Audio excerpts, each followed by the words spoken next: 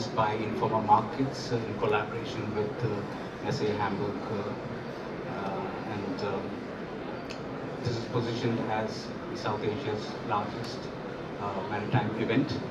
Here we have about more than 250 plus brands exhibiting, out of which about 80 international. We have a 3-day conference that's running, which is covering some of the most topical subjects like the green technology, on automation, on shipbuilding, the design, ship financing, on various aspects. What we also have here in this conference is a pavilion that's dedicated to green technology, and that's something that you see across all the industries, that we're looking at how to reduce the carbon footprint. And I think maritime is, no less, that's something that you all have to look into. Apart from that, we have specific country pavilions in Greece, Germany. We also have taken an initiative this year to include students, so we have a student zone and emerging marina zone, so they can showcase some of their products and some of their poster sessions. That's our initiative to bridge the gap between the academia and the industry, and also provides a platform for them to learn from the industry. And for the first time, we have also introduced the Maritime Excellence Award this year to celebrate the success and the achievements by the maritime community. I have here with me Mr. H.K. Joshi, who is former CMD of Shipping Corporation of India. Mr. Hajra has been also former CMD of Shipping Corporation of India, and currently the chairman of the advisory board of INMEX System in India. Also with me is Uli from SA Hamburg. I'll now request them to share their perspective of the industry and where they see current trends and challenges. So I'll hand over the mic to you. Thank you. Thank you, Mr. Paul. I'm very happy to be representing, even though in the capacity of the former CMD of SCI, the largest national shipping company of the country, and INMEX and the partnership of SMM, as has been brought out, it's the largest exhibition in the maritime space that's taking place in the Southeast Asia. It's not only restricted to India. So this is an opportunity for all the stakeholders of the maritime industry to come and participate in the future outlook of India in the maritime industry. We think that the maritime industry is evolving, and there is a lot of opportunity for all the global players to get associated and to ensure that the Indian maritime industry grows leaps and bounds. Thank you. Friends from the media, as Ranjit has already mentioned, I am the chairman of the advisory board of INMEX System India. So it's my pleasure and privilege to welcome all of you to this 13th edition, which is possibly the largest ever, with more than 250 exhibitors, and we are expecting something like 6,000 footfalls over the 3 days. Of course, SMM Hamburg is possibly world's largest maritime conference and most well known. So we are extremely happy to have Hamburg Messe and Congress as our collaborator. Mr. Selbach is sitting next to me. He will also give his bites. If India is to, reach, as our target is, the $5 trillion GDP within the next just couple of years, I think maritime has a lot to contribute. And INMEX, we have always been looking at the technology and innovation. That is our focus. So I think in today's world, with the digitalization taking place, with everything AI, robotics, and everything else, I think that is the order of the day. Unless you adapt yourself, obviously you will be getting totally left out. And of course, in India, we are also extremely proud of our seafarers. Seafarers of India are treated as second to none in the world. We are one of the largest seafaring supplying nations in the world. But having said that, Philippines is possibly the largest, but look at Indian population, look at Philippines population. We have 1.42 billion population, which is about 18% of the world. But in seafaring, our seafarers comprise of just about 9% or thereabout. Of course, Government of India's target is to take it to 20%. There is tremendous potential because we have the age on our side. Demography-wise, India is one of the youngest countries in the world, and we have the English-speaking population, which is absolutely vital for seafaring. So we have all the potential. We have, so many training institutes. We are one of the largest seafaring training countries also in the world. So that we have tremendous potential. Unfortunately, we don't have a really strong shipbuilding side because we barely contribute 0.5% of the world's shipbuilding tonnage today. But again, because of our engineering prowess, because of our talents, there is the tremendous potential. So I hope there also we move up. As it is, we are one of the largest ship recycling nations in the world, along with Bangladesh, Pakistan. There again, we are moving up the technology. We are becoming more and more environmentally friendly, which is the order of the day. So I think our potential is huge in ports, in shipbuilding, in shipping, everywhere, because after all, unfortunately, the Indian shipbuilding tonnage has not kept pace with the growth in the India's exim trade. So there have to be more facilitative measures. I hope all these things happen, and I hope we as the platform for knowledge sharing, experience sharing, we can serve the maritime industry by having this INMEX SMM going forward in even larger scale. And I hope everyone really benefits from that. Our one grievance against the media has always been that shipping industry gets only projected through a maritime accident and things like that. The tremendous contribution of shipping is not really brought out by our friends in the media. So my appeal to you as one of the ambassadors of this industry, please do your best to project shipping in a positive spin, not in a negative spin. Thank you very much. Well, thank you not so much, Jed. There were wonderful words. More than 80% of the world traffic, cargo traffic, is done by shipping. It's such a vital role for the global economy, and we as co-organizers of this show here, I'm representing the Hamburg Messe and Congress in Hamburg, Germany.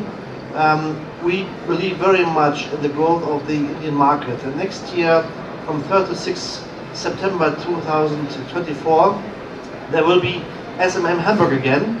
By far the most international exhibition and conference for the maritime industry, with more than 2,000 exhibitors and 40,000 participants from 125 nations. I call it also the United Nations of Shipbuilding, and we will definitely try everything to give India an even stronger platform, because India will become more and more important through its population, through its education, the language, and also India is a reliable democracy. So I think in the global supply chain, India will play a much stronger role in the future than of today. Thank you. I think we are ready for progress and growth.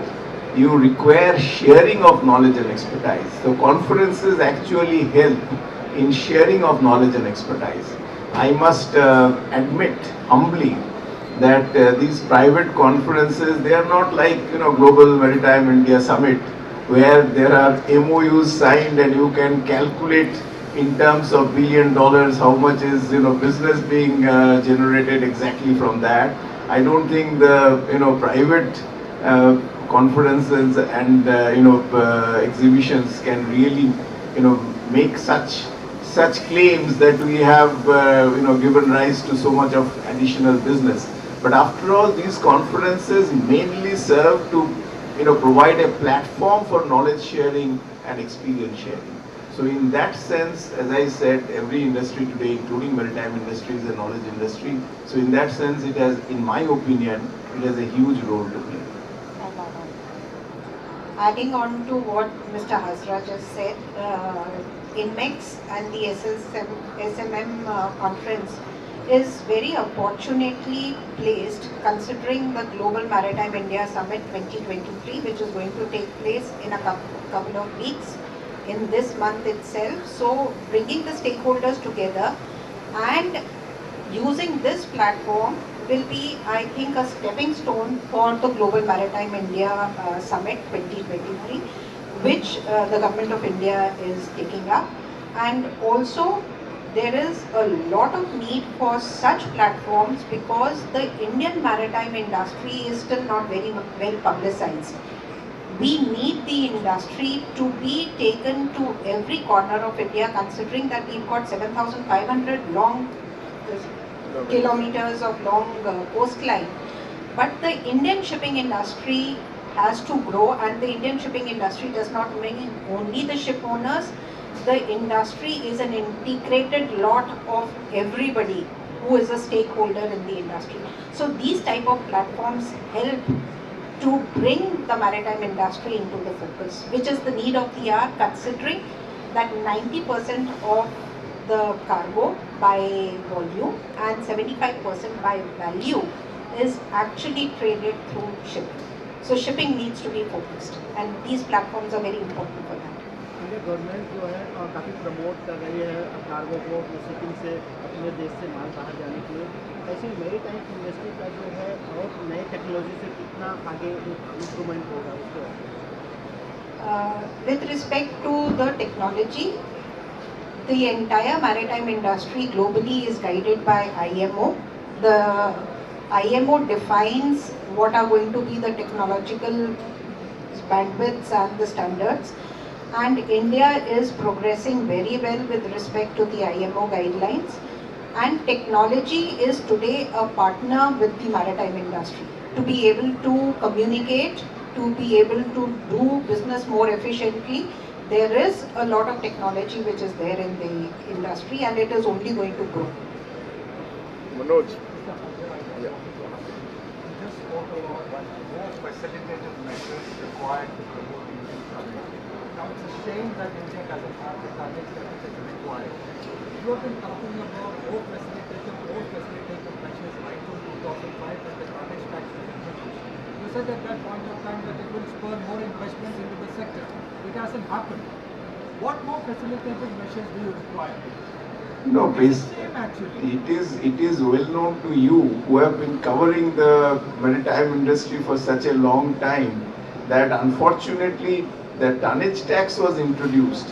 But unfortunately in India only we have a situation where tonnage tax is possibly 10% of the total tax which is imposed on the shipping industry. In every other countries in the world where tonnage tax is there, the shipping industry is required to pay only and only tonnage tax. No other indirect or direct taxes are put on to shipping. Shipping is either zero rated or waived from all such taxes. Whereas only in India we find a situation that tonnage tax, even after that being introduced, tonnage tax possibly forms 10% of the total tax which any Indian shipping company is paying. Basically, of course, this I don't want to, elaborate too much on this. We have a situation where, you should say that, okay, at least in your own backyard, you are the most preferred lot. That is not the case even in India. Let us talk about coastal shipping. In coastal shipping, what is the percentage of the cargo being carried by Indian national bottom? It's only about 40%, and recently, I would say in a way wrongly it was projected that cabotage is being relaxed. Now there is no cabotage law in India. It is only a question of preference that was being given, and it is a question of a no objection and DG shipping, permitting and things like that. I'm saying even that is being taken off. Even that is being taken off, whereas if you go to USA, why only USA? If you go to so many other countries in the world, I always say, after all, shipping is a part of transport. Now, why greyhounds are not being allowed to run their buses more efficiently, more cost competitive wise on the Indian roads? You talk about Indian, cabotage being relaxed, and in India you can carry containers from one port of India to other ports of India. Why aren't you allowing a German, traveler who is coming from Hamburg or coming from Frankfurt to Delhi? You don't allow him to travel to, if he wants to go from Delhi to Mumbai subsequently, you don't allow him to go by any foreign carrier. It is only restricted to that. And as I keep on saying, shipping is possibly the most akin to aviation. But there is a huge difference. In aviation, no other foreign carrier is allowed to bring a foreign aircraft into India unless the DGCA gives him, the Director General of Civil Aviation, gives him the so-called landing right. So it is bilateral, it is restrictive. Whereas in shipping, there is absolutely no barrier. There is absolutely, no permission which is needed for a foreign ship to come to India. As long as they comply with the technological standard provided by IMO, they can fly anywhere in the world. So obviously shipping being that way the most free industry, unless you provide a so-called level playing field, which is unfortunately not there, how do you expect shipping to progress? And that's what has happened. Now they have recently set up this IFSC in Gujarat, GIFT City. If unshipper has already come, why can't Indian owners explore that opportunity? No, they should, and I'm sure they are going to explore, but this has just come. And we have a special session. As a matter of fact, Vandana Agarwal herself will be there tomorrow. We have a special session. Those like Ripley and others in some different names who have got their tonnage registered with the IFSC, two or three organizations. No, I think there are two. But anyway, both of them are going to be there tomorrow. So IFSC is a very good effort. We welcome that, and we do hope that that spurs the growth in tonnage. But obviously, as I said, unfortunately, as it stands today, there is very little level playing field for the Indian ship owners. And whatever India comprises of only 1% of the world tonnage, whereas our trade in terms of volume may be as much as 8 to 9%, whereas in terms of the Indian tonnage, we are just barely 1%. And that is primarily, I would say, because of lack of facilitative measure. But I think we will not confine this entire discussion only on that point. Former companies should at least explore that. No, IFSC, GIFT City thing. I am not in a position to reply whether they are or not. They haven't even purchased this ship for the last We 5, can't 6 dictate. years. We can't dictate. Right? We are not in the position today, so how can we No, say? I'm asking him as an expert. So he said- I'm addressing my question to Mr. Nadia. No, that's fine. Basically, first and foremost, Manoj, I don't want, because after all, though I am today under absolutely no bar, because having retired 10 years back, but that being my previous company where I worked for 40 years, I don't want to say that as it stands today, Shipping Corporation of India is up for so-called disinvestment. Whatever it is, Whenever- you are a contractor company. No. You have all the financial powers. Whenever there is a company which is up for disinvestment, there are clear-cut governmental restrictions in not taking a decision which can impact the balance sheet. So obviously the growth of tonnage is going to impact the balance sheet. So that means the poor management of today, I am no part of them and I am not even in touch with them in that sense. But they are in no position, what you are asking for, they are in no position to take such decisions. Suppose the disinvestment doesn't happen, you have lost so much of time. Exactly. So please ask the government of India, they are our shareholders. Why are you asking me? No, I'm asking you.